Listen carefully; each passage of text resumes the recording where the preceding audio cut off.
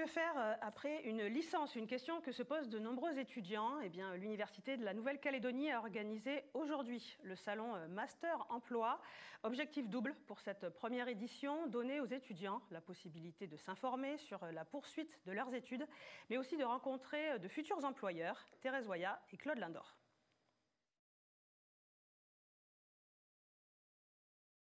Et emploi, c'est un volant de 300 étudiants environ qui sont en fin de parcours de licence.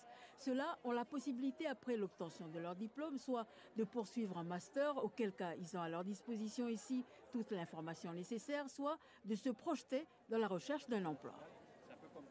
On a une quarantaine de partenaires qui sont venus, donc on est très content aussi de cette participation, qui viennent et qui proposent des stages, des emplois. Donc les jeunes, on leur a dit dans la communication de venir avec leur CV parce qu'il y a des recrutements qui peuvent se faire aussi sur le salon. Et donc là, voilà, les employeurs publics ou privés sont présents pour déjà expliquer en fait les voies d'accès à leur carrière et ensuite proposer des stages ou des emplois directement à nos jeunes. En quête d'information, Amélie Ruix, en 3e année de licence économie-gestion, elle veut faire un master à l'extérieur du pays. J'ai pour projet, mais pas encore tout à fait sûr, de partir faire un master en économétrie et statistique. Alors pourquoi venir ici ? Au cas où, on ne sait pas, peut-être que je peux trouver mon bonheur ici, et parce qu'on se dit qu'on pense tout de suite à la France, mais on ne réfléchit pas forcément. Et puis ici, il y a aussi certaines possibilités, donc je suis venue voir quand même au cas où.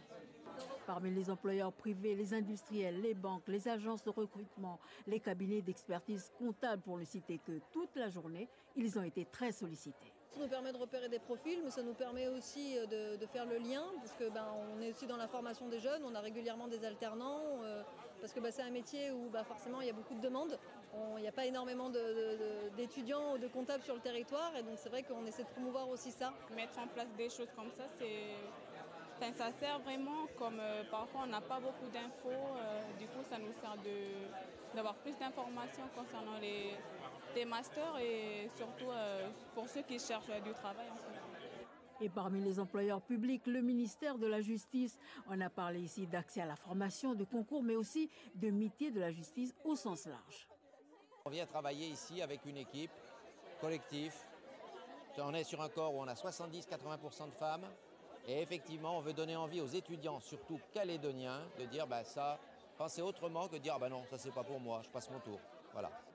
Dans le calendrier de l'université, ce salon des masters emploi vient en complément de celui consacré aux études supérieures et qui se tient fin juillet. Un espace d'information supplémentaire destiné à donner aux étudiants des perspectives d'avenir.